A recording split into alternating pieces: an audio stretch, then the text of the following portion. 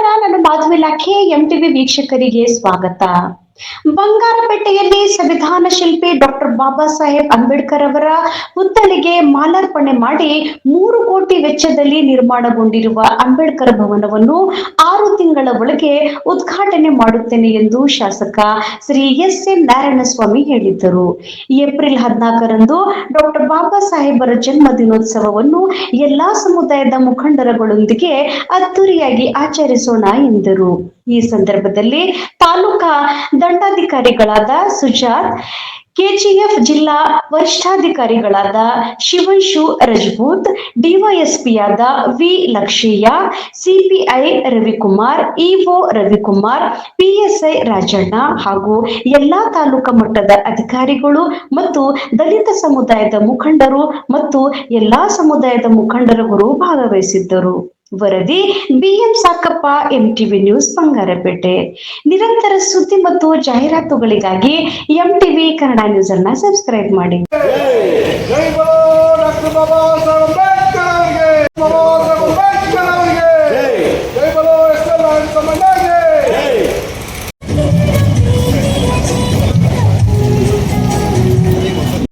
ಸ್ನೇಹಿತರು, ಸಮುದಾಯ ಬಂಧುಗಳು, ಎಲ್ಲ ಸಮುದಾಯದ ಬಂಧುಗಳು, ನಾವು ಈ ಜೊತೆಗೆ ಇವತ್ತೇನು ಈ ಅಂಬೇಡ್ಕರ್ ಜಯಂತಿಯಲ್ಲಿ ಭಾಗವಹಿಸಲಿಕ್ಕೆ ನಮ್ಮಲ್ಲಿ ಏನು ಬಲಿತ ಸಂಘ ಆಗ್ಬೋದು, ಒಕ್ಕಲಿಗರ ಸಂಘ ಆಗ್ಬೋದು, ಕೆಂಪೇಗೌಡ ಒಕ್ಕಲಿಗರ ಸಂಘ ಆಗ್ಬೋದು ಮತ್ತು ಕುಂಬಾರ ಸಂಘ ಆಗ್ಬೋದು, ಎಲ್ಲ ಸಂಘ ಸಂಸ್ಥೆಗಳನ್ನು ಕೂಡ ಕಡ್ಡಾಯವಾಗಿ ಭಾಗವಹಿಸುವಂತೆ ಮನವಿಯನ್ನು ಮಾಡ್ತೇವೆ.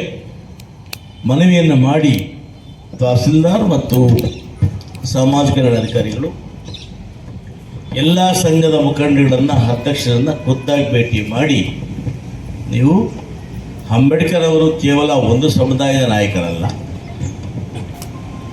ಇಡೀ ಸಮಾಜದ ಆಸ್ತಿ ಆಗಿರ್ತದ್ರಿಂದ ಅವರಿಗೆ ಇವರು ಕೊಡ್ತಕ್ಕಂಥ ಸಮಾಜದ ಕರ್ತವ್ಯ ಆಗಿರೋದ್ರಿಂದ ಎಲ್ಲ ಸಮುದಾಯಗಳು ಭಾಗವಹಿಸಿ ಮನವೊಲಿಸಬೇಕು.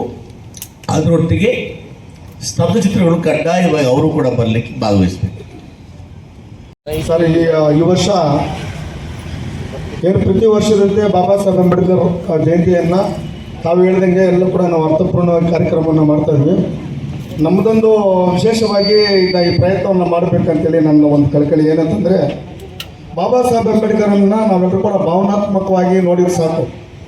ಆದರೆ ಇವತ್ತು ಬಾಬಾ ಸಾಹೇಬ್ ಅಂಬೇಡ್ಕರ್ ಇರ್ತೀವಿ, ಮೆರವಣಿಗೆ ಮಾಡ್ತೀವಿ, ಕುಣಿಸ್ತೀವಿ ಮತ್ತು ಮೆರವಣಿಗೆ ಹೋಗ್ಬಿಡ್ತೀವಿ.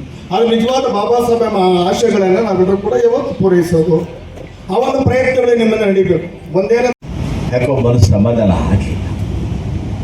ನಮ್ಮ ಕನಸು ಹಲವು ಟ್ಯುಟೋರಿಯಲ್ ಮಾಡಬೇಕು, ಅಂಬೇಡ್ಕರ್ ವಾಚ್ ಒಂದು ವ್ಯವಸ್ಥೆಯನ್ನು ಮಾಡಬೇಕು ಅಂತ ನನ್ನ ಒಂದು ಕನಸಿತ್ತು.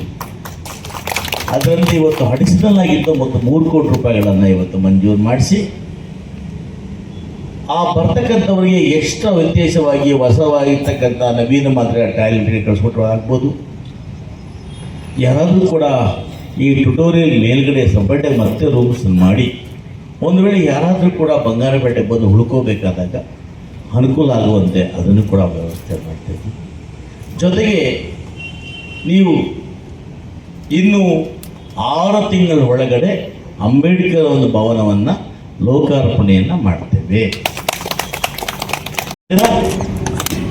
ಅಂಬೇಡ್ಕರ್ ಭವನ, ಈ ಪಾರ್ಕ್ ಒಟ್ಟೊಟ್ಟಿಗೆ ಮಾಡುವಾಗ ಬಹುಶಃ ನೀವು ಹೇಳಿದ ರೀತಿಯಲ್ಲಿ ಇಂದು ಕೂಡ ಭಾರತ ದೇಶತಕ್ಕಂಥ ಎಲ್ಲ ಕಲಾವಿದರನ್ನು ಕರೆಸಿ ಆ ಇದೊಂದು ಅಂಬೇಡ್ಕರ್ ಭವನ ಮತ್ತು ವಾಚನಾಲಯ ಇವೆಲ್ಲವನ್ನು ಉದ್ಘಾಟನೆ ಮಾಡೋದ್ರ ಜೊತೆಗೆ ನೀವೆಲ್ಲ ಕೂಡ ಅನೇಕ ಸಮಾರಂಭಗಳು ಮಾಡೋದಕ್ಕೆ ಒದ್ದಾಡ್ತಾ ಇತ್ತು.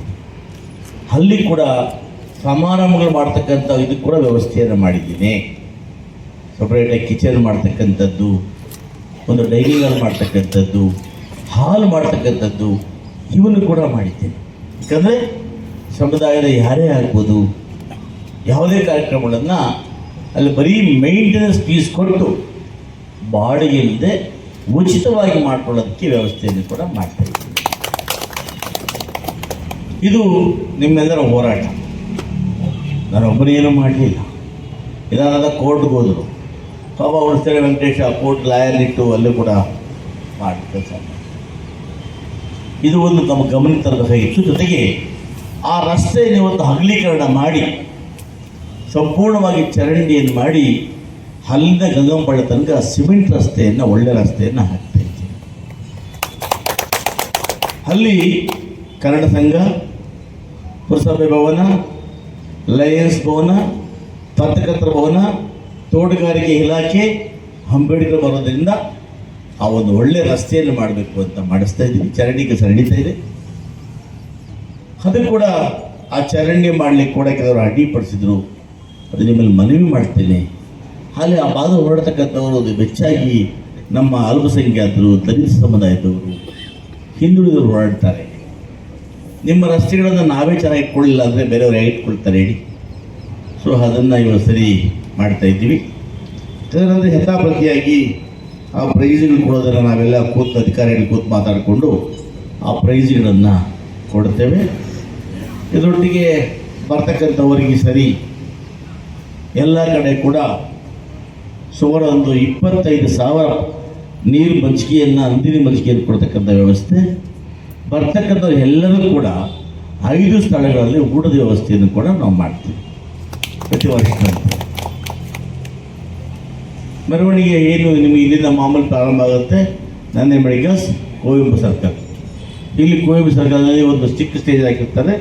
ಬರ್ತಕ್ಕಂಥ ಎಲ್ಲ ಸಂಸ್ಥೆಗಳಿಗೆ ಅಲ್ಲೊಂದು ಕಿರುಕಾಣಿಕೆಯನ್ನು ಕೊಟ್ಟು ಅದರಿಂದ ಮೂವ್ ಮಾಡ್ತಕ್ಕಂಥ ಒಂದು ವ್ಯವಸ್ಥೆ. ಇಲ್ಲಿ ಮುಖ್ಯವಾಗಿ ಇದಕ್ಕೆ ಕಲಾಕಷ್ಟ ಏನಪ್ಪ ಅಂದರೆ ನಮ್ಮ ಕಲಾ ತಂಡಗಳು.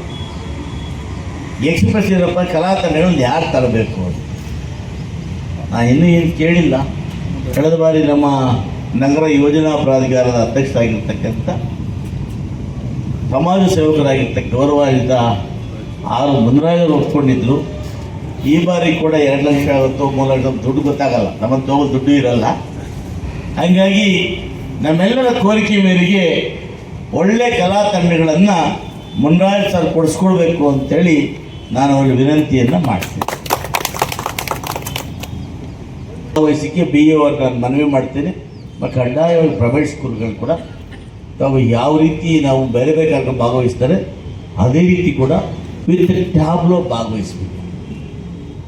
ಅದನ್ನು ನಿಮ್ಮ ಜವಾಬ್ದಾರಿ. ಅದನ್ನು ನಮ್ಮ ಪೊಲೀಸ್ ಇಲಾಖೆಯವರು ಕೂಡ ನಿಮ್ಮ ಇಲಾಖೆ ಬರಬೇಕಪ್ಪ ಅಂದು ನಮ್ಮ SP ಸಾಹೇಬ್ರಿಗೆ ಹೇಳ್ಬಿಟ್ಟು ಪರ್ಮಿಷನ್ ತೊಗೊಂಡು ಚೆನ್ನಾಗಿ ಮಾಡಿಸು ಅಂತ.